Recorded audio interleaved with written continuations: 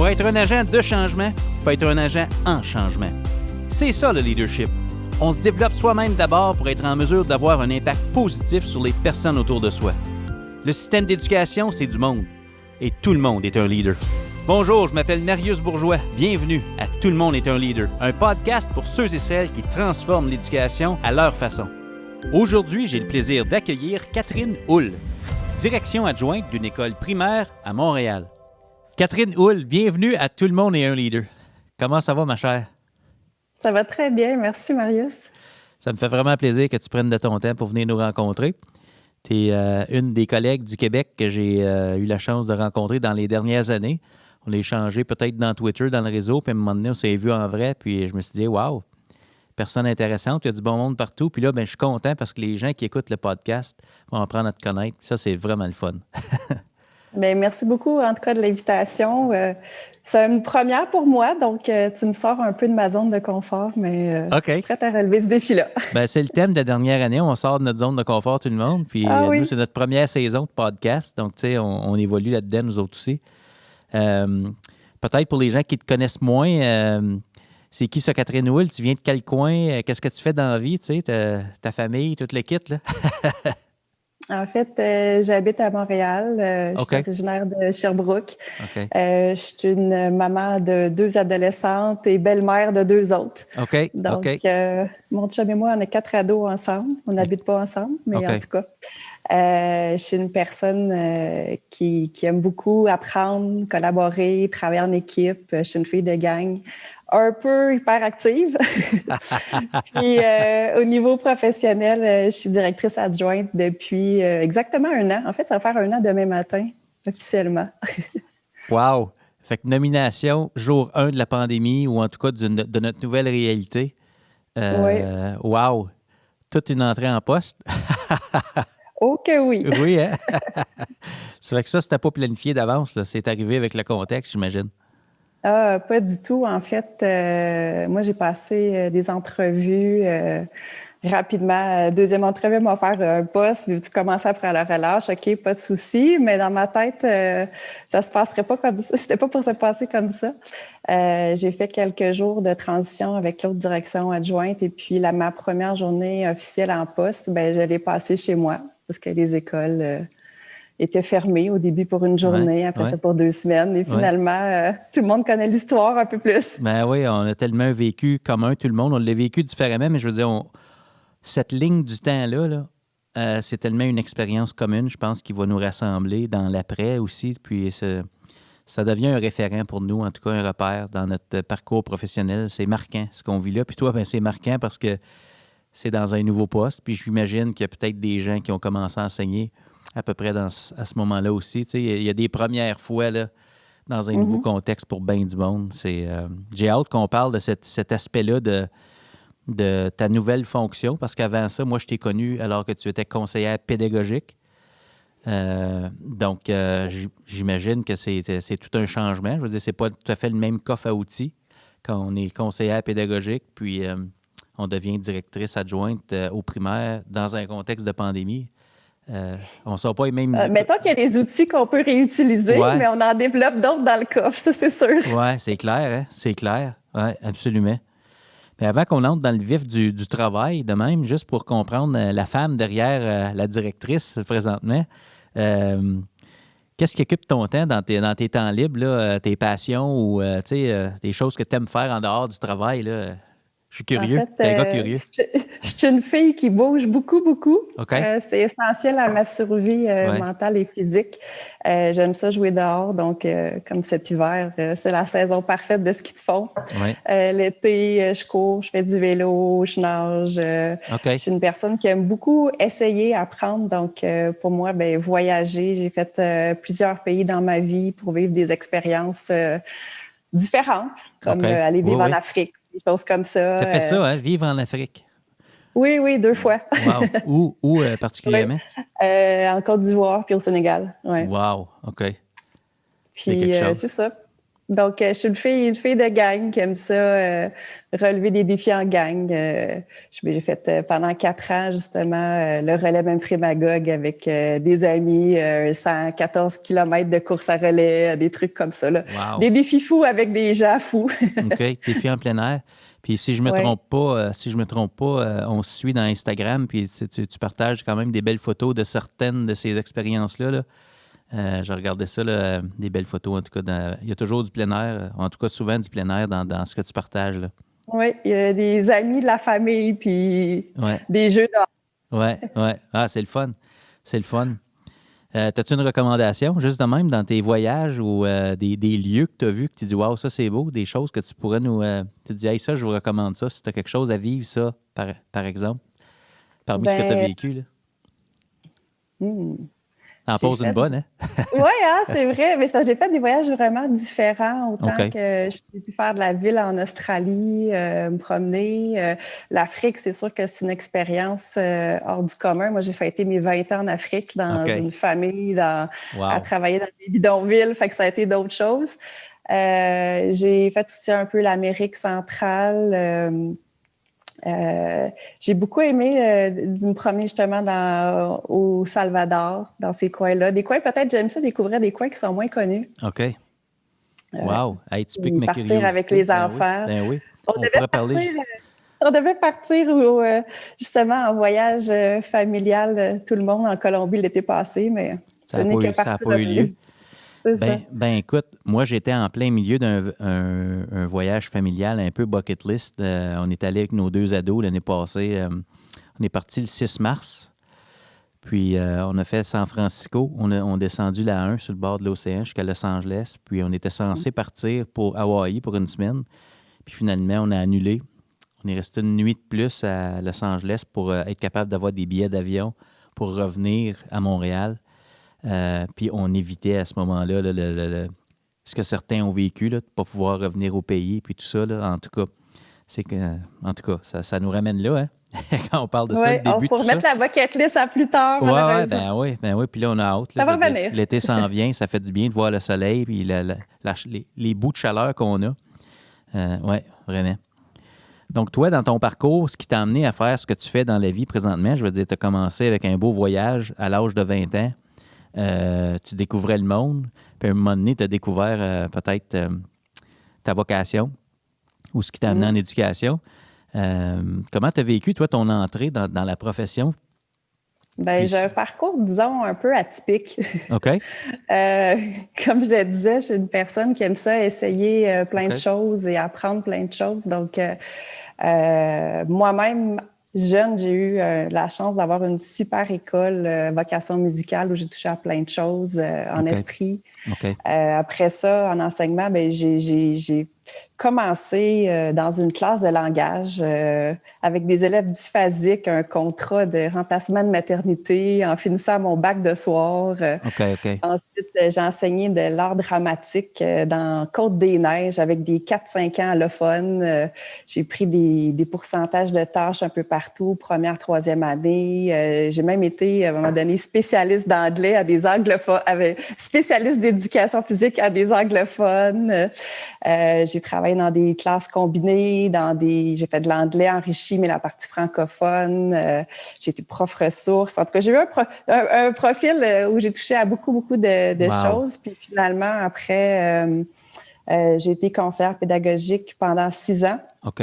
Dans un modèle qu'on appelait CP École. Donc, j'étais en accompagnement dans 2 écoles primaires sur le plateau Montréal.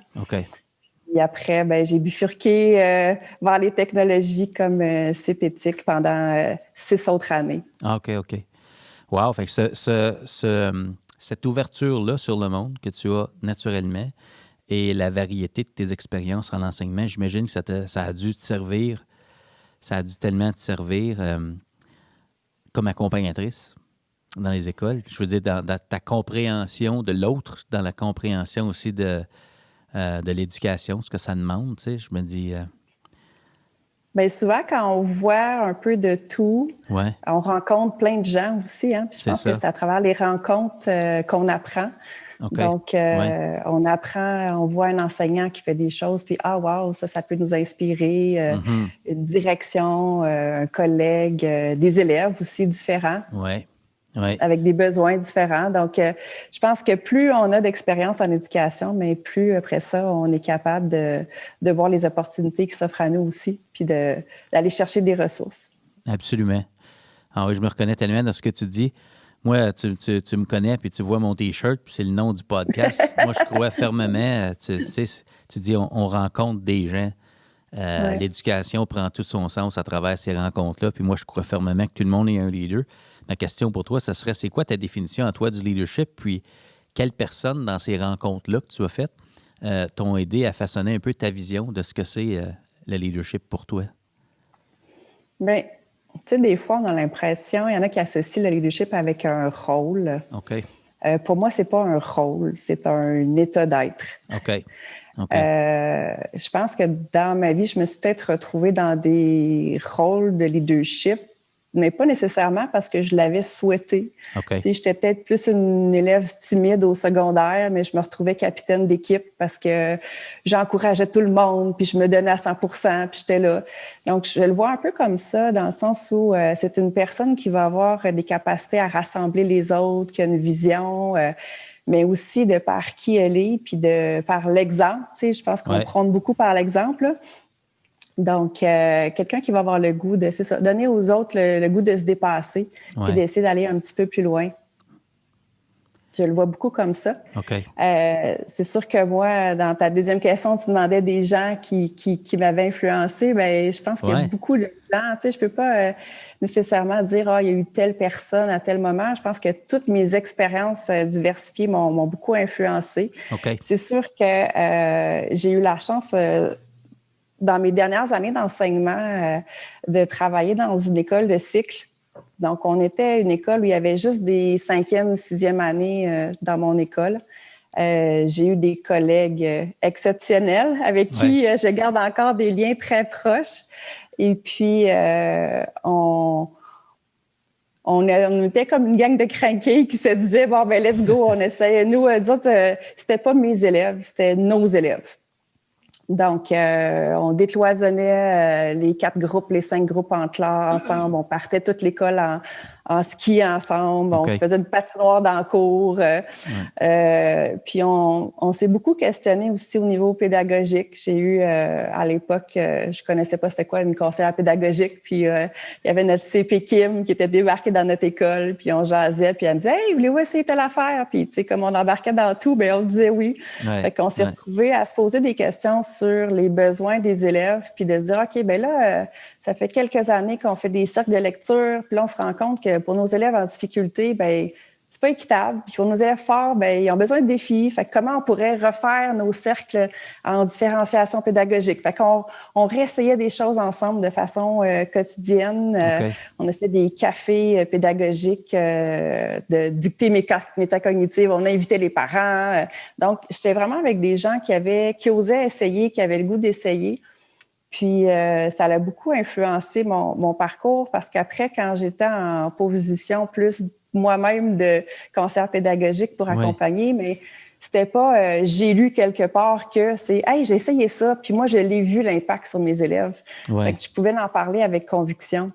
Oui, parler de son vécu. Oui, c'est tellement important hein, d'être capable, quand on amène une idée, qu'on amène du vécu derrière ça, ça amène du concret parce que la différence entre la réalité puis la théorie, il y a un écart. Je veux dire, on n'est pas là pour fitter dans un modèle. On s'inspire d'un modèle pour vivre une réalité qui est au service de nos élèves. Ça amène, j'imagine, aussi une crédibilité auprès des collègues qu'on accompagne. Quand on parle de vécu, tu sais, je veux dire, on l'a essayé avec des élèves. Fait que c'est important, ce bout-là aussi. Oui, puis de voir l'impact que ça a pu avoir sur la réussite. Oui.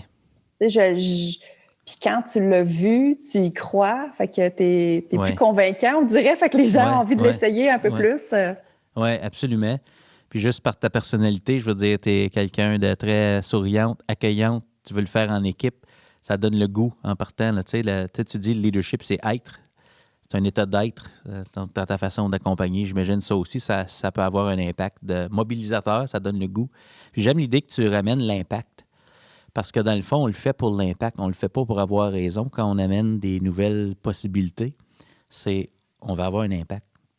Oui, tout à fait. Ouais. Puis l'impact, c'est sur l'élève. C'est ça. Ouais. Parce qu'on est tous là pour les élèves. Hein? Ben oui, absolument. C'est intéressant.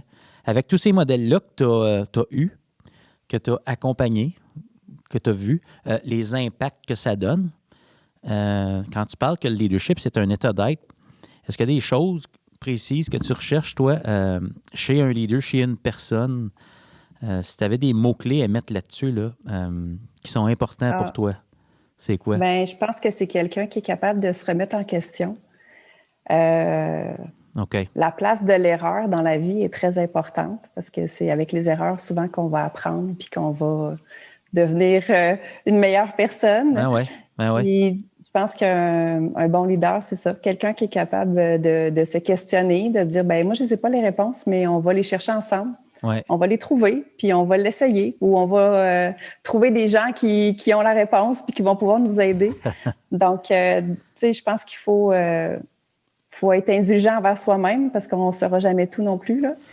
Puis si on travaille avec les autres puis on collabore, bien, c'est d'aller chercher la force des autres. Donc, pour moi, quelqu'un qui est capable de se questionner, qui est un bon communicateur, je pense que c'est important Des fois, on peut avoir l'impression de surcommuniquer, mais je pense que c'est bon de communiquer parce que des fois, il peut y avoir des malentendus qui peuvent créer des fois des mauvaises interprétations.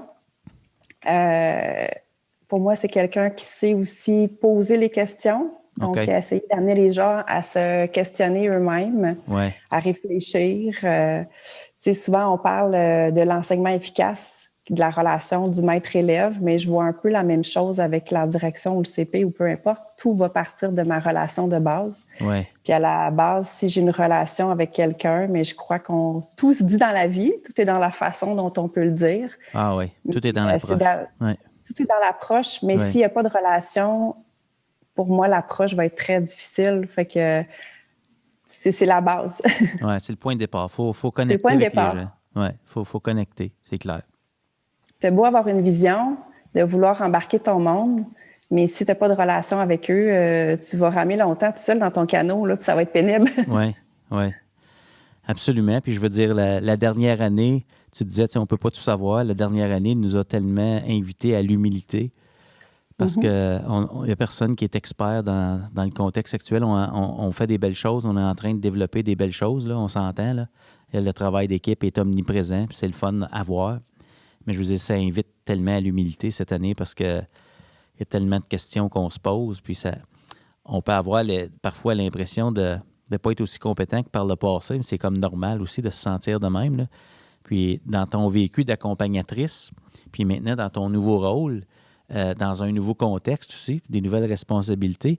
Qu'est-ce qui t'a demandé les plus grands ajustements dans une posture d'accompagnement là, avec ce qu'on vit là présentement? Parce que tu n'as pas eu la chance d'être conseillère pédagogique pendant la pandémie parce que tu étais nouvellement nommée directrice adjointe. Mais tu disais, il y a des outils qu'on peut réutiliser. Qu'est-ce qui t'a demandé les plus grands ajustements? Je pense qu'il faut beaucoup, beaucoup, beaucoup de flexibilité actuellement dans tout. OK. Nous-mêmes, des fois, ça peut être frustrant parce qu'on apprend les nouvelles mesures en écoutant le point de presse. Oui.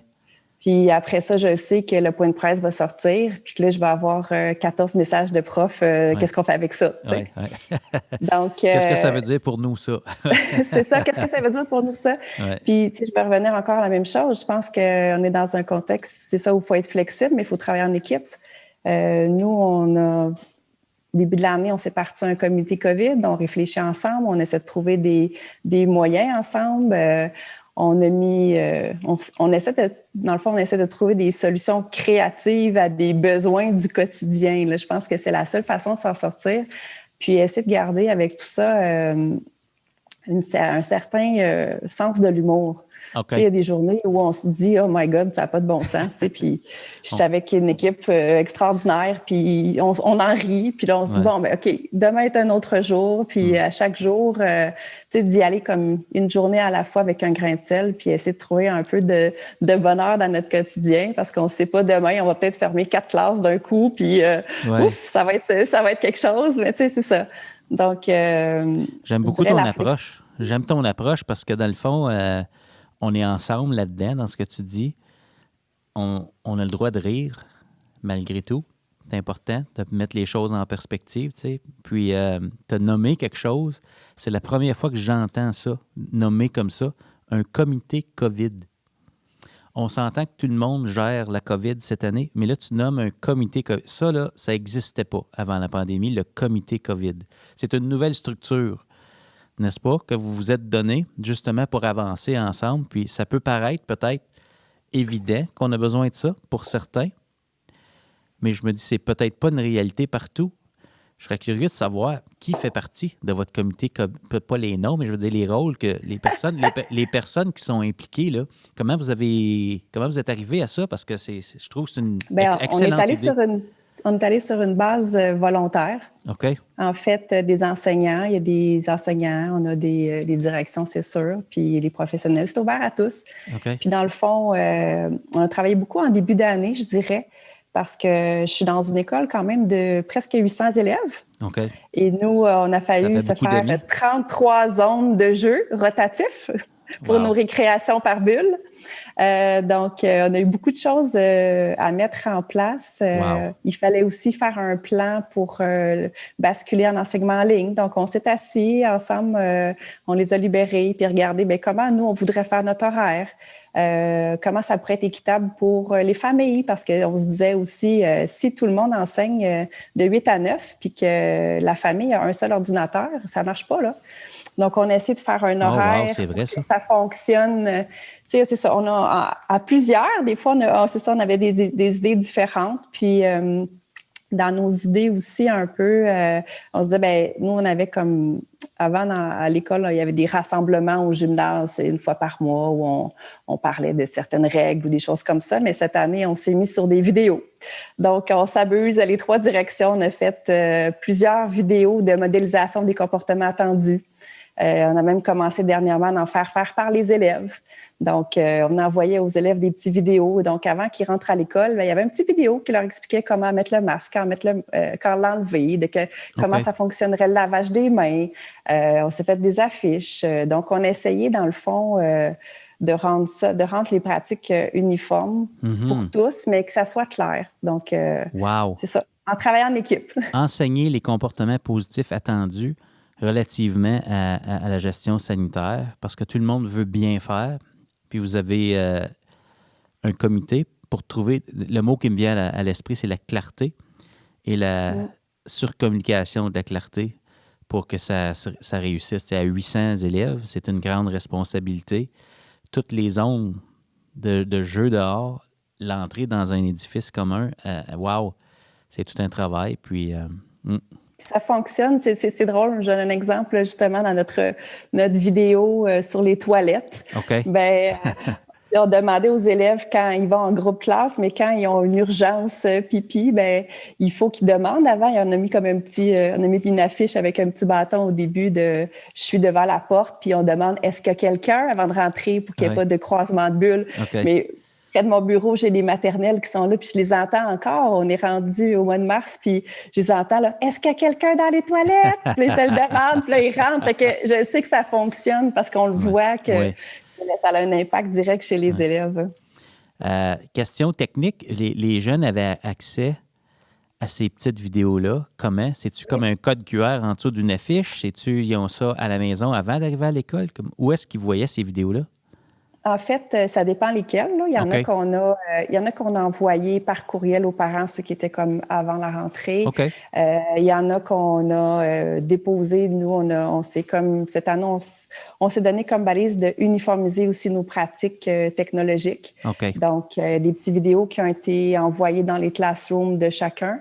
Il y en a que c'est ça. Fait qu'on se donnait des petits moments pour les écouter. On envoyait les procédures aux enseignants. Maintenant, depuis quelques semaines, là, j'ai créé un classroom école où j'ai répertorié toutes les vidéos depuis le début de l'année.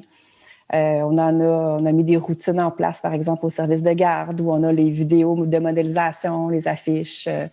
Donc, on en a pour différentes choses. Puis, on a fait un dernièrement sur les comportements attendus sur les jeux dans la cour d'école, les jeux d'hiver. Donc, celui-là, il a été fait par nos 5e années. Donc, ce sont des élèves qui ont fait la vidéo.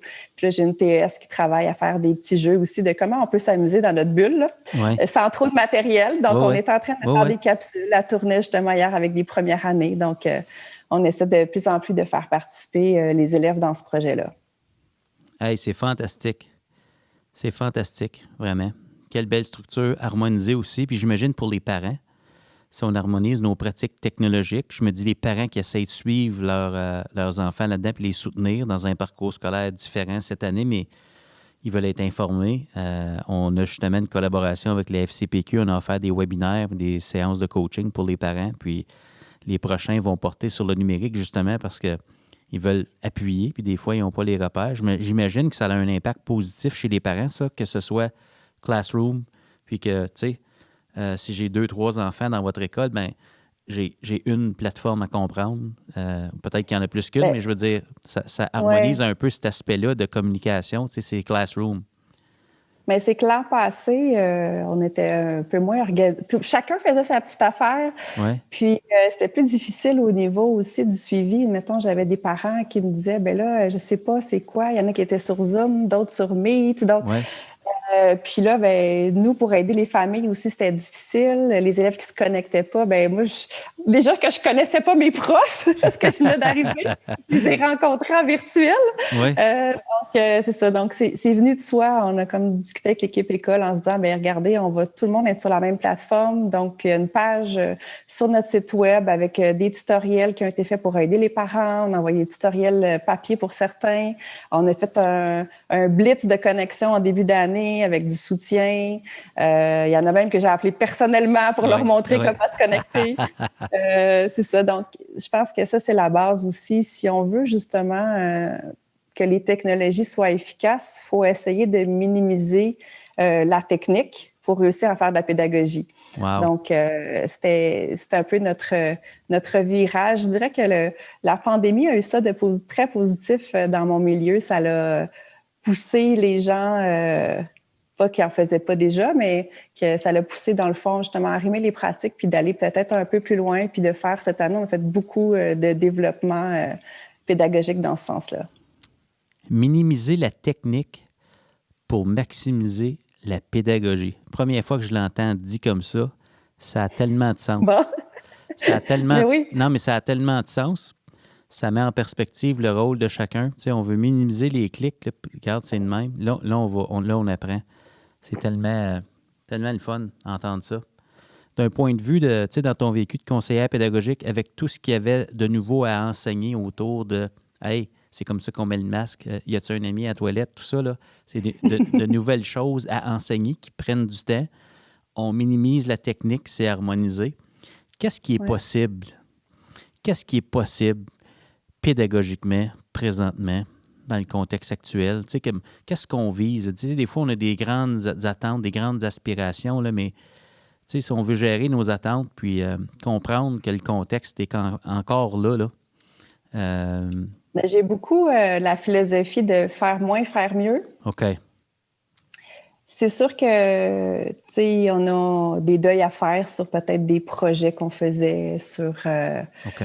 Nous, on avait de la lecture décloisonnée. Ben non, je peux pas décloisonner, mais l'année passée, justement, en pandémie, plutôt que de faire la lecture décloisonnée, ben on a fait une lecture décloisonnée chacun chez eux sur un Padlet. Okay. Puis les enfants envoyaient une petite photo d'eux en train de lire à la maison, dans un hamac, sur le bol de toilette. On a eu plein de choses de lecture.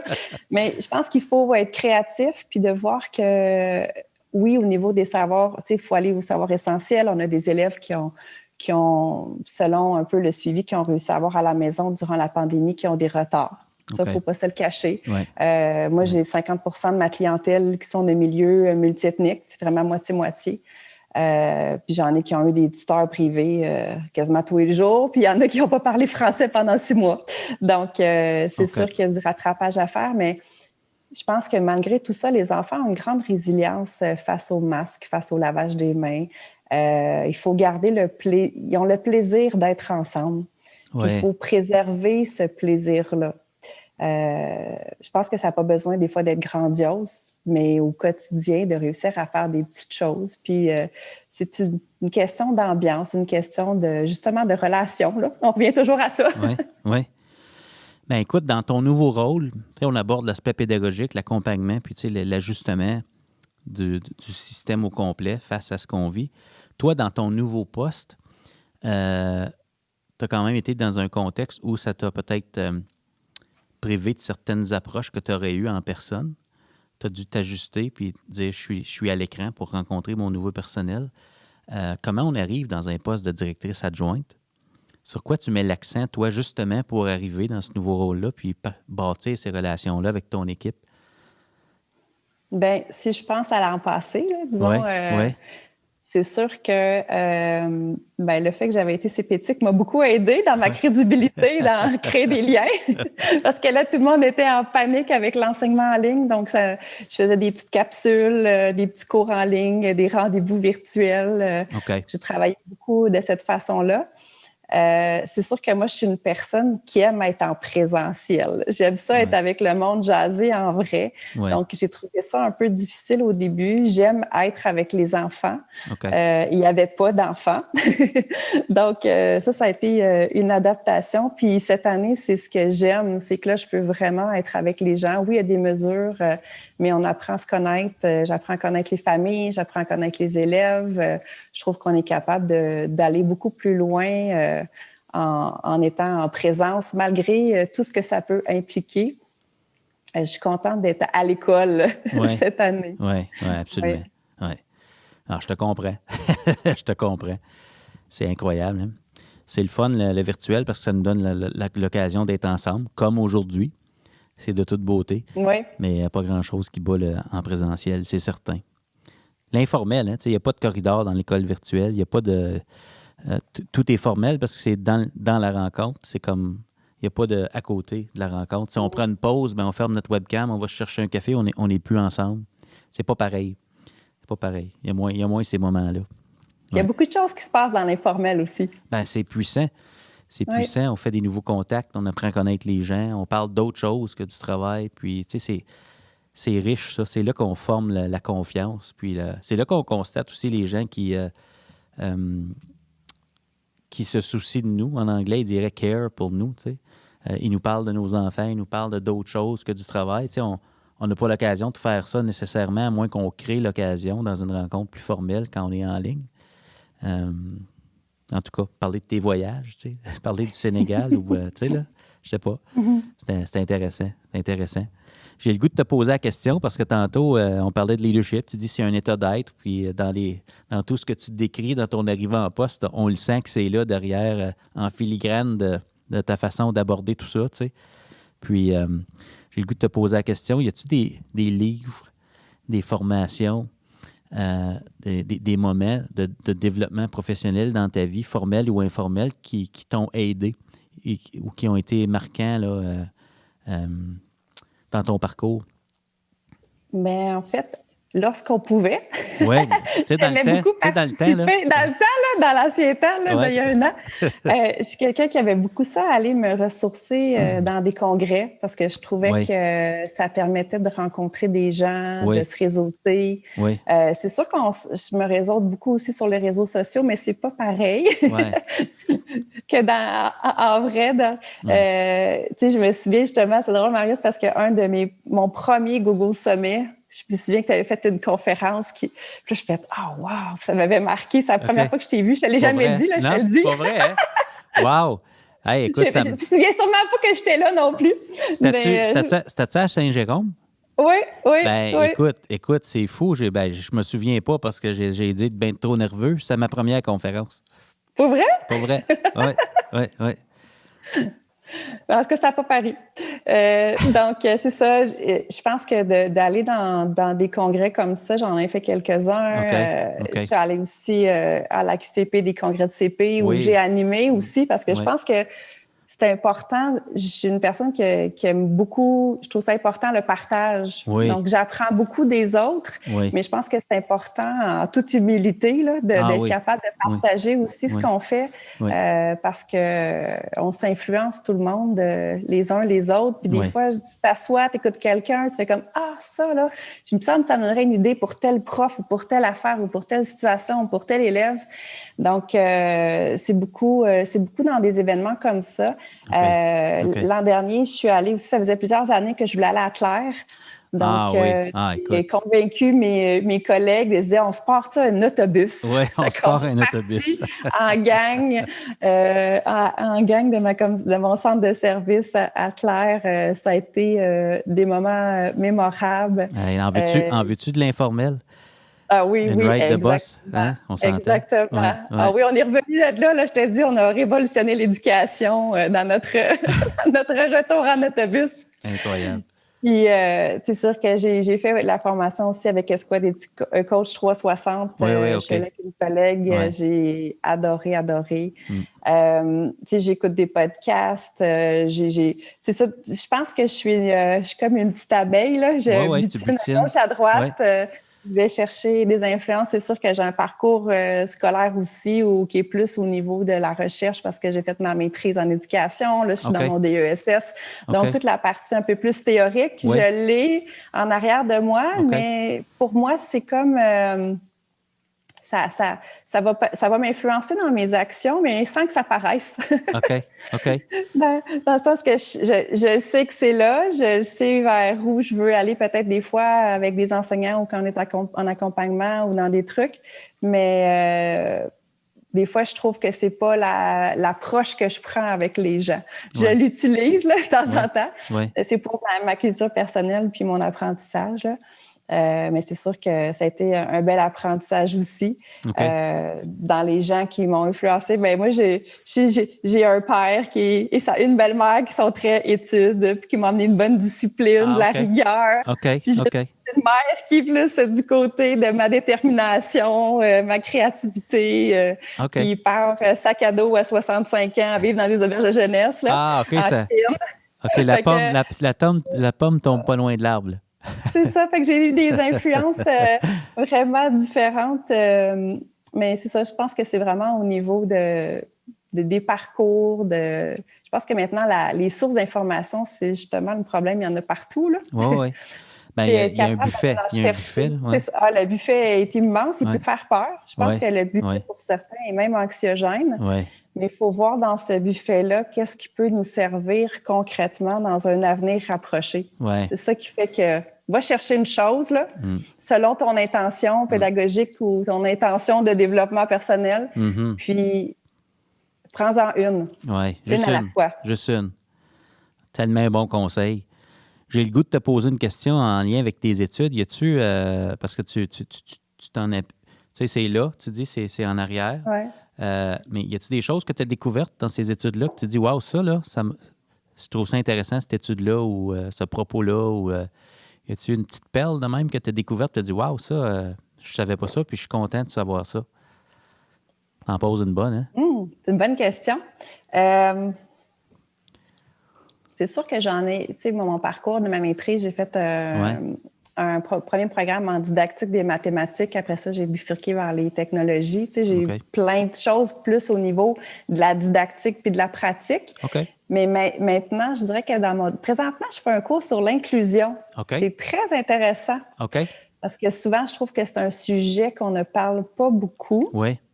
Pas assez, puis on va en parler plus au niveau de l'inclusion des élèves, par exemple, EHDA, mais de parler des inclusions diverses. Puis comme je travaille à Montréal, je pense que c'est 60% de la population scolaire qui est migrante, quelque chose comme ça. Là.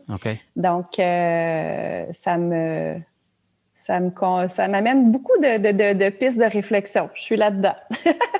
De comment réussir à ce que ces élèves-là puissent justement avoir leur place et que tout le monde ait sa place de façon équitable et comment on peut justement peut-être diversifier notre enseignement. Tu sais, moi, je suis beaucoup dans la flexibilité pédagogique, là.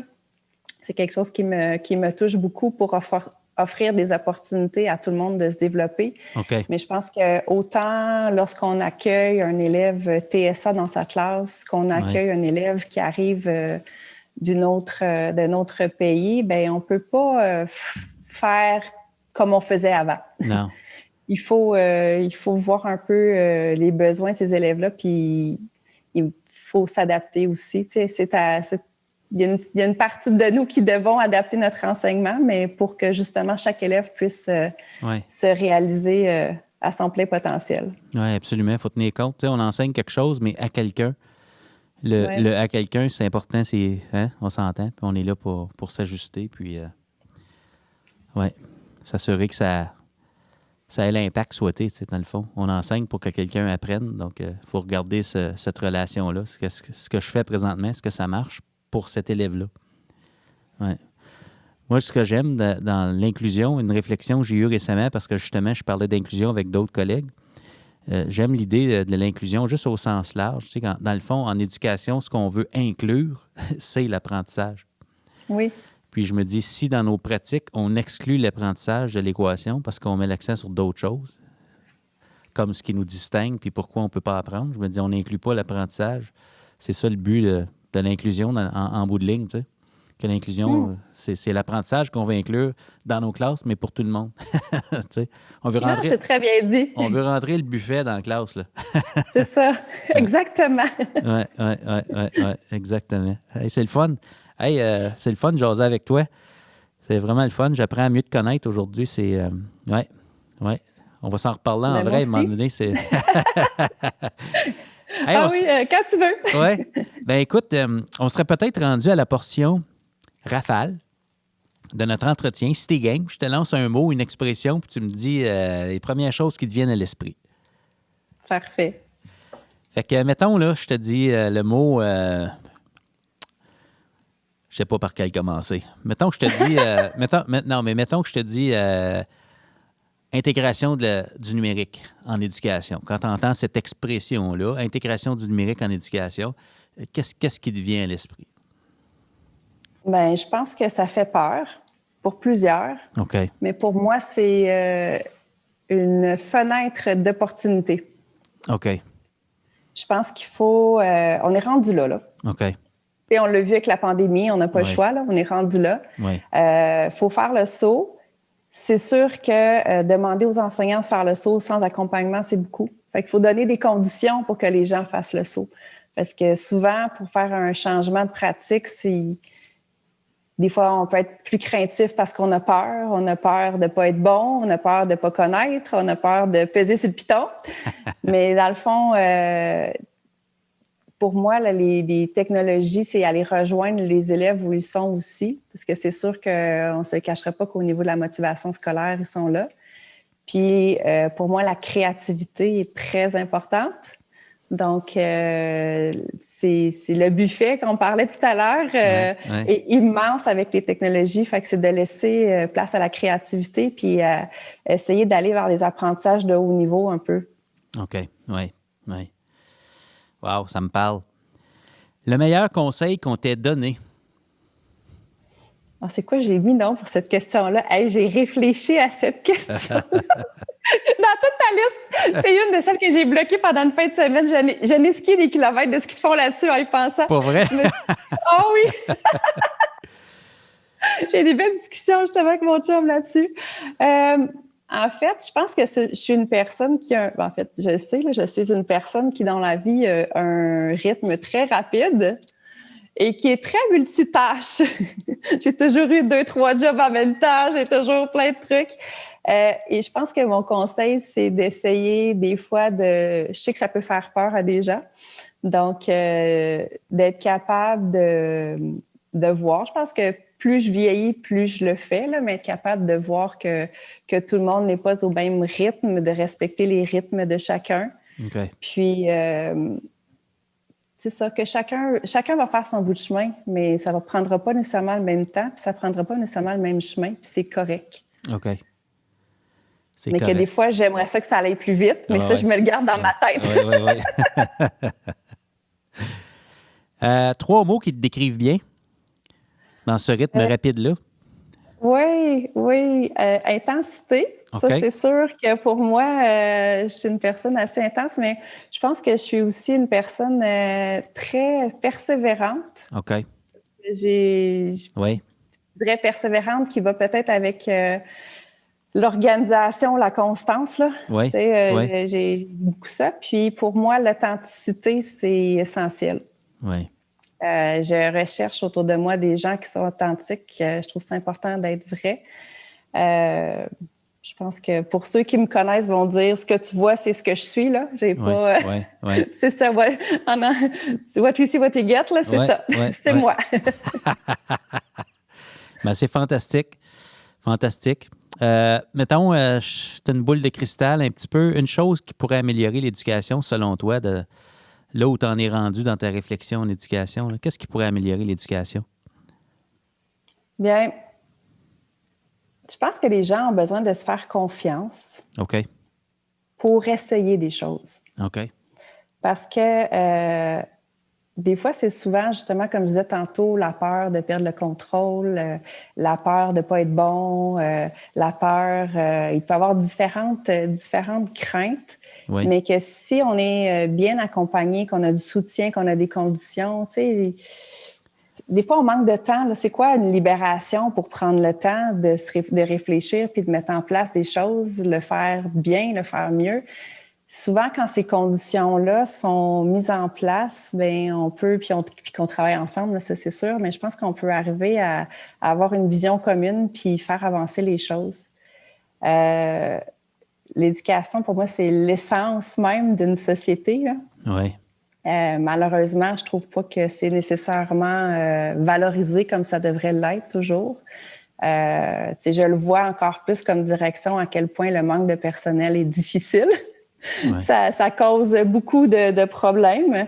Donc, il faut réussir à aller valoriser les écoles, voir que ça peut être des beaux milieux, que ça peut être intéressant d'en faire une profession, pas juste c'est ma vocation. Oui, c'est une vocation, c'est un don de soi, mais il ne faut pas qu'on voit ça comme Émilie Bordelot qui lâche sa vie parce qu'elle s'en va en éducation. Là. Ouais. Il y a des beaux côtés aussi, là. C'est pas si terrible que ça.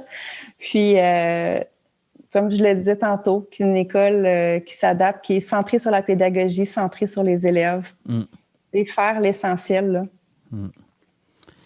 Qu'est-ce qui pourrait rendre notre profession plus attrayante? Tu sais, on peut, dans une perspective de valoriser ça, de l'intérieur, nous qui faisons partie du réseau, comment on peut rendre ça plus attrayant pour les gens? Que les gens comprennent que c'est pas Émilie Bordelot.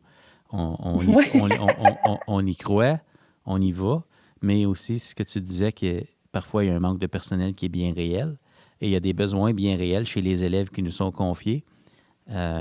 Comment ça peut devenir attrayant, tu sais? Bien, un autre point positif de la pandémie, je pense que les parents ont compris le rôle des profs. À quel point, là, ils se sont rendus compte là, que ça travaille fort un prof. C'est pas évident d'essayer d'enseigner, de suivre mon enfant. J'ai vu une différence des fois chez certains parents de dire je lève mon chapeau. Moi, j'en ai juste 2 à la maison, puis je trouve ça dur. Comment tu fais, toi, à 24, 25 dans ta classe? Donc, je pense qu'il y a l'aspect famille, l'aspect société. Je pense que la formation est importante beaucoup parce que la réalité de l'école actuelle n'est pas la réalité d'avant. On parlait des élèves intégrés, on parlait des élèves à besoins particuliers, mais souvent, quand on se sent pas toujours compétent avec tous ces nouveautés-là, c'est sûr qu'on le voit comme une surcharge de travail. Tandis que si on se sent outillé, on se sent accompagné, ben ces élèves-là deviennent une richesse pour nos classes puis notre enseignement. Oui. C'est important de se sentir compétent, absolument. Oui. Dans cette perspective-là, quand tu entends le mot accompagnement, qu'est-ce qui te vient en tête? Ah, c'est essentiel. Oui. Tu sais, moi, j'ai eu la chance, comme CP, de vivre un modèle qui n'existe plus dans mon coin. En tout cas, je ne sais pas s'il existe ailleurs, qui était d'être dans les écoles. Donc, je partais avec ma gang de profs, on allait en formation ensemble. Des fois, j'allais avec les CP disciplinaires, même préparer certaines formations. On était ensemble à la formation, mais après, j'étais là.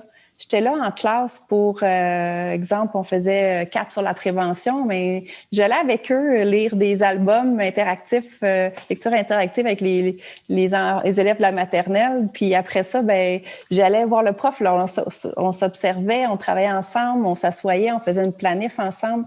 Mais d'être dans le milieu puis d'avoir un accompagnement avec quelqu'un, parce que je le vois aussi au niveau des technologies. J'ai eu la chance d'être dans des écoles. Puis la question, oui, tu vas en formation, mais la question, elle va venir après. Après, quand tu viens pour le faire avec tes élèves en classe. Puis j'ai eu justement une enseignante qui disait « moi, je suis pas techno, là. Tu vas voir, là, je veux rien savoir, là. » Je disais « je vais y aller avec toi dans ta classe. » Puis finalement, au bout de 2 ans, ben elle a retardé sa retraite d'1 année. Parce qu'elle a dit, là, je tripe trop, là. Je veux plus partir. Pour vrai, hein? À cause des technologies. Puis c'était une de celles qui était rendue, qui les utilisait le plus parce que je sais que juste d'avoir été dans la classe, d'avoir fait les projets avec elle, de l'avoir accompagnée, d'avoir été là pour la suivre, mais après ça, elle était capable de voler de ses propres ailes. Fait que je pense que c'est ça, l'accompagnement, c'est outiller les gens pour qu'ils deviennent autonomes. Puis on est un filet de sécurité. Ah oui. Mais tranquillement, le filet, on l'enlève. Ben oui, on ne veut pas créer une dépendance, mais regarde l'impact. Tu sais, je reviens à l'impact dont tu parlais plus tôt auprès des élèves. Là, l'impact sur les collègues, des gens qui arrivent à la fin de leur carrière, qui n'ont pas le goût d'arrêter parce qu'ils sont en mouvement, ils ont comme un second souffle. C'est tellement beau à voir. Apprendre, ça rend heureux, tu sais. Puis des fois, ça prend juste un peu d'accompagnement, puis... Puis tout le monde aime ça, apprendre. Tout le monde aime ça, se développer. Il n'y a pas juste les élèves. Là. Nous autres aussi, comme adultes, le sentiment de fierté quand tu as réussi quelque chose de nouveau. Puis, Oui. Hey, c'est fantastique. Mettons qu'on se projette dans l'avenir un petit peu. Là. Hein? Puis qu'on se dit, OK, on est en 2031. Là, ça fait 10 ans qu'on s'est parlé. Puis on est rendu ailleurs en éducation. Je ne sais pas ce que tu vois dans ta vision ou dans ta boule de cristal, mais qu'est-ce qui pourrait... à quoi pourraient ressembler peut-être des priorités, des choses importantes en éducation? On met l'accent sur quoi dans l'éventuel après-pandémie? Là? Qu'est-ce qui pourrait nous aider à aller encore plus loin en éducation avec ce qu'on s'est parlé aujourd'hui? Là? Bien, il y a plusieurs aspects selon moi. C'est comme je le disais, le continuer à apprendre. OK. Continuer à se développer. Tu sais, pour moi, la formation continue, c'est essentiel. Ouais. Travailler en équipe, avoir des visions, travailler en équipe, travailler ensemble. Pour moi, ça va nous amener plus loin parce que les besoins en 2031 ne seront pas les mêmes. Les élèves ne seront pas les mêmes non plus. Fait que je peux pas dire, ça va être les technologies, ça va être telle chose, parce que les élèves ne seront pas les mêmes. Donc, je te dirais, c'est de rester à l'affût des besoins des élèves puis de trouver en équipe des solutions créatives, innovantes pour répondre à ces besoins-là puis d'apprendre ensemble. Parce que à chaque jour, en tout cas, chaque jour, moi, j'apprends des élèves, j'apprends de mes collègues, j'apprends sur le web, j'apprends partout. Puis, c'est de s'adapter aux besoins de l'élève. Puis, tu sais, on reste avec la base, comme tu disais tout à l'heure, qui est la pédagogie. Ouais. Garder l'essentiel qui est la pédagogie. Le bulletin peut changer, chiffré, lettre. On est passé par toute la gamme d'émotions. Le programme peut changer. C'est sûr qu'il y a toujours des changements en éducation, puis il va en avoir d'autres. Ouais. Mais les élèves vont rester ce qu'ils sont avec le besoin d'apprendre et la soif de se développer. Je pense que l'apprentissage, au même titre que l'influence ou l'accompagnement, c'est d'essayer d'amener les autres à être la meilleure version d'eux-mêmes. Ouais. Je le vois un peu comme ça. Donc, avoir la possibilité d'essayer différentes choses pour se découvrir. L'école, pour moi, c'est pas juste du français puis des maths. Là. Ouais. Ça va bien au-delà de ça. C'est développer des personnalités. Ben oui, se découvrir. Wow. On s'en va ailleurs, là. On pourrait repartir une autre heure là-dessus. Écoute, appuyez sur pause, on revient dans 5 minutes.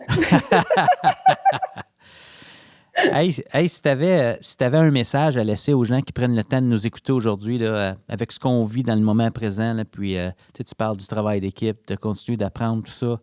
Je me dis, il y a plein de choses à retenir de ça, là, mais si tu as un message à laisser aux gens qui nous écoutent aujourd'hui, ce serait quoi? Essayez. Osez. Lâchez-vous lousse. Osez essayer dans le plaisir. Ouais. Tu sais, on n'est pas... on peut pas être bon dans tout, hein? Non. Tu sais, moi... puis exploiter les forces des collègues. Moi, pendant, je pense, 4 ans, j'ai pas enseigné ça, l'univers social. Je suis plate. Hein? J'ai ça, enseigner. Il y en a qui sont des bons narrateurs, qui aiment ça, raconter des histoires, qui l'ont, l'histoire dans le sang. Là. Moi, je suis pas comme ça. Ouais. Mais c'est ma collègue était comme ça. Fait qu'elle, elle les a enseignés, l'univers social. Elle a enseigné l'univers social à mes élèves. Mais moi, je sais que j'y prenais puis je faisais des projets de sciences extraordinaires parce que je tripais là-dessus. Puis mon autre collègue, alors faisait écrire des poèmes extraordinaires parce que c'était sa force. Je pense que si on veut changer quelque chose puis on veut innover, il faut pas prendre tout sur nos épaules parce qu'on n'y arrivera pas. Il faut être capable de travailler avec les forces de chacun puis de connaître les forces de chacun aussi puis de les exploiter. Que ce soit par du décloisonnement, que ce soit par peu importe, mais essayer d'oser des choses. Oui.